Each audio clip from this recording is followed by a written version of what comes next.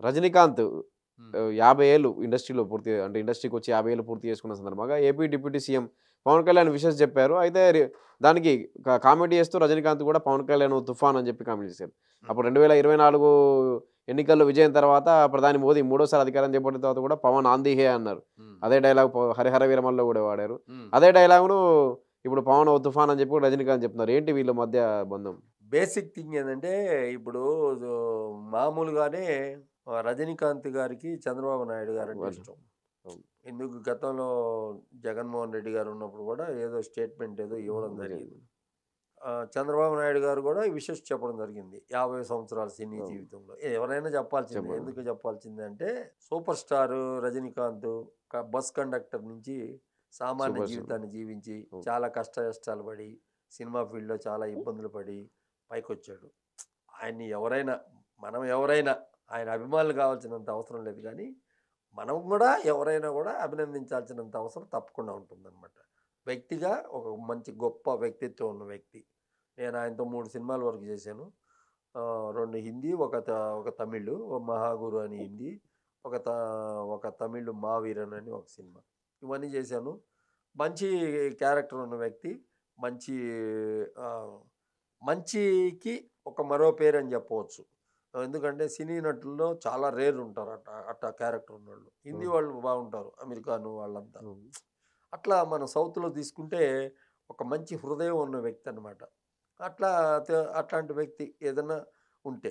ఈరోజు 50 సంవత్సరాల సందర్భంగా పవన్ కళ్యాణ్‌ని ఆ విధంగా సంబోధించారు అనేదే గదా! మీరు అవును. చెప్పింది. అంటే ప్రధాని మోడీ చెప్పినట్టు. పవన్ సార్ 2026లో ఎలక్షన్ ఉంది. ఎక్కడ తమిళనాడులో. తమిళనాడులో.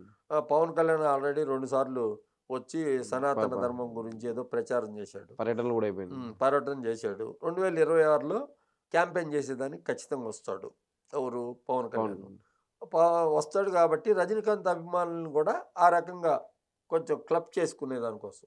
రజనీకాంత్ ఫ్యాన్స్ ఉంటారు గదా! అవును. కానీ తమిళనాడులో డిఫరెంట్‌గా ఉంటుంది. సినిమా వేరు, రాజకీయం వేరు. సినిమా యాక్టర్ రాజకీయాల్లోకొచ్చినంత మాత్రాన రాజకీయంగా ఏస్తారనేది అది పోయింది అదెప్పుడో ఆ కాలంలో. ఎంజీఆర్‌తో పోయింది. విజయ్ పార్టీ పెట్టాడుగా మళ్ళీ కొత్తగా.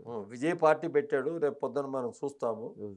ఎందుకంటే DMK, ADMK alliance, ADMK ADMK, వచ్చి బీజేపీ బీజేపీ అలయన్స్. అలయన్స్ ఉంది గదా! ఆ! అదే విధంగా విజయ్ సెపరేట్ పార్టీ. ఇది ఎంతవరకు న్యాయం జరుగుతది? ఇప్పుడు చిరంజీవి గారు గూడా సెపరేట్ పార్టీ పెట్టారు ఆ రోజు హ్మ్. 2009లో.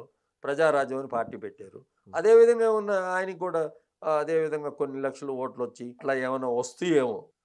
విజయ్‌కి విజయ్‌ని ప్రజలు నమ్మేసారనుకో, అది వేరే వన్ సైడెడ్ ఎలక్షను. అవును. విజయ్‌ని ప్రజలు నమ్మేస్తే, ఊరికనే ఒక అవకాశం ఇద్దాము, గళం ఇప్పేదాని కోసం అని జెప్పి అని అన్నారనుకో, ఎలా ఉంటాడో చూసుకొని అవును. ఎవరైనా గూడా అక్కడ బిగినింగ్ లెర్నర్సే ఎవ్వరైనా. అవును. లెర్నింగ్ జేసి వచ్చినోళ్ళే. కరుణానిధి గాని ఎవరైనా గూడా. అవును. అందరూ గూడా ఫస్ట్ రాజకీయాన్ని అండర్‌స్టాండ్ జేసుకొని, ప్రజలకి ఏ రకంగా మంచి పనులు జేయాలి. ఇప్పుడున్న స్టాలిన్ ప్రభుత్వం దానికేం చెడ్డ పేరు లేదు.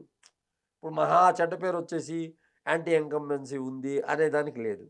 హ్మ్. ఇప్పుడు బీజేపీ, అవునండి. అదే విధంగా అన్నా డీఎంకే, అదే విధంగా ఈ పార్టీ. ఈ ఇద్దరి మధ్యే ఉంటుంది.